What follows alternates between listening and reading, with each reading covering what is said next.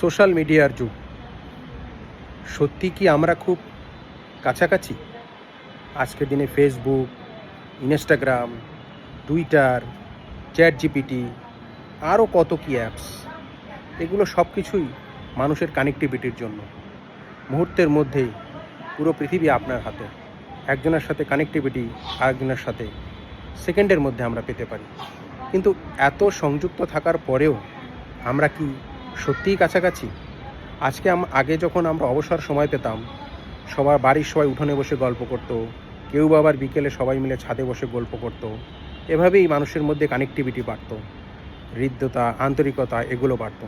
কিন্তু আজকে আমাদের মধ্যে প্রচুর কানেক্টিভিটি, সেকেন্ডে আমরা কানেক্টেড, কিন্তু তারপরও আমরা যেন শুধু স্ক্রিনের মধ্যেই সীমাবদ্ধ। ঘরে গিয়ে দেখি আমরা সবাই যার যার রুমে যার যার স্ক্রিনে ব্যস্ত। হাজারো ফ্রেন্ড লিস্ট আপনার আমার ফ্রেন্ড লিস্টের তালিকায়, কিন্তু এমন বিশ্বস্ত লোক পাওয়া খুবই মুশকিল যার কাছে যদি বিশ্বস্ততার সহিত কথা বলা যায়। তো ইন্টারনেট আমাদের অনেক কিছু দিয়েছে, ব্যবসা বাণিজ্য, শিক্ষা, সংস্কৃতি, সব কিছুতে আমূল পরিবর্তন দিয়েছে। কিন্তু এত পরিবর্তনের মাঝেও আমরা খেয়াল রাখি যেন আমাদের অরিজিনালিটিটা হারিয়ে না যায়।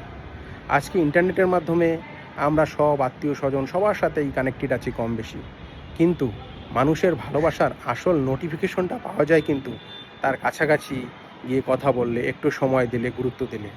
তাই আমরা অবশ্যই কানেক্টিভিটি রাখবো। এখনকার যুগে চলতে গেলে কানেক্টিভিটির বাইরে কিছু নয়, কিন্তু সেটা যেন সব সময় না হয়।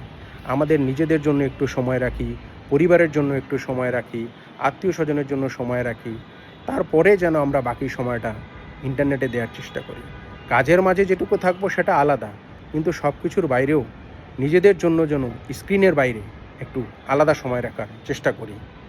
আমরা কানেক্টিভিটি আমাদের সবার জন্য খুব জরুরি, কিন্তু সেটা আমাদের কাজের ক্ষেত্রের জন্য, কখনোই যেন সেটা সব সময়ের জন্য না হয়।